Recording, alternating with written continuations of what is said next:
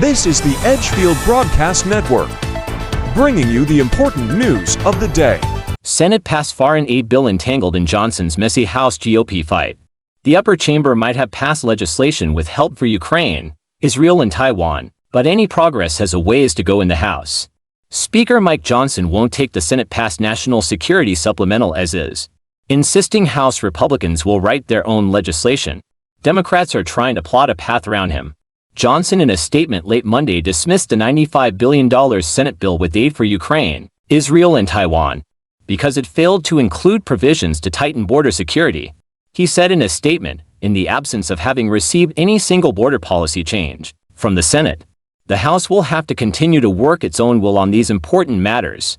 Previously, the Louisiana Republican and other conservatives had worked to kill a bipartisan border foreign aid deal because they said it didn't go far enough to stem the flow of migrants across the border. That compromise failed in the Senate last week, after Johnson said it was dead on arrival in the House. And legislation that has stricter border policies like the conservative favored H.R. 2 would almost certainly run into Democratic opposition in the upper chamber. It all indicates that the months-long fight over foreign aid and border security still has a ways to go. Still, a Johnson aide, granted anonymity to speak candidly, told Politico Tuesday that Johnson won't be boxed into the Senate plan.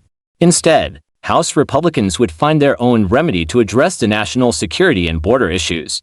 Johnson is facing conservative pressure to oppose any Ukraine funding and fight for H.R. 2, a border bill the House passed last year on partisan lines, with some members hinting they would seek to oust him if the GOP leader put Ukraine aid legislation on the floor.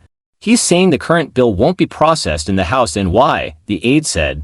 Meanwhile, Democrats are hoping they can box Johnson in, pushing a procedural maneuver, known as a discharge petition that would allow them to force a floor vote on the Senate-passed bill. Critically, though, Democrats need a majority of House members to sign on, including a handful of House Republicans. It's unclear if they'll get that backing.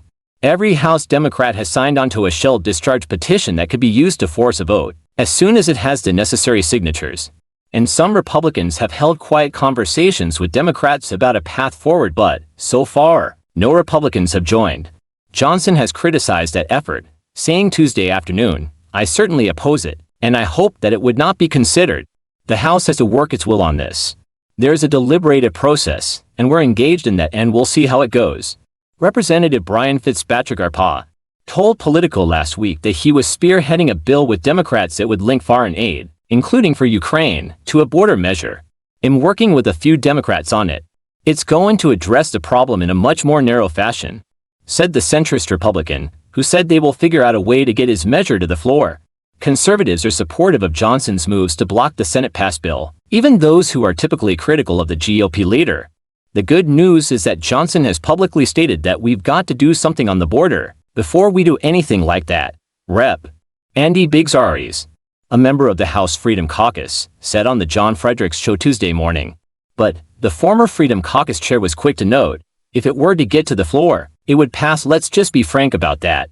Senate Majority Leader Chuck Schumer implored Johnson to take up the legislation in a Tuesday press conference, saying if the hard right kills this bill, it would be an enormous gift to Vladimir Putin. But the Senate Democrat deferred to Minority Leader Hakeem Jeffries on how to pursue a discharge petition. And it's not just Democrats who want Johnson to act. Even as he embraces his right flank by refusing to take up the Senate bill, there are other corners of his conference who view more financial help for Israel and Ukraine as essential. And many of those lawmakers are sick of seeing leaders bow to conservative priorities that have no shot in a Democratic-controlled Senate. Some Republicans have floated considering pieces of a foreign aid package separately. That would let Republicans vote for Israel aid and lean on Democrats to help pass Ukraine aid. Representative Don Bacon-Arneb told Politico last week that he's discussing a standalone bill on Ukraine military aid with a group of lawmakers. And Intelligence Committee Chair Mike Turner of Ohio, who led a trip last week to Ukraine to try to reiterate the United States support, predicted that Johnson will ultimately allow for a vote on the Senate-passed bill. Notably, Johnson's statement did not rule out the House eventually taking it up. "The Speaker will need to bring it to the floor," he said.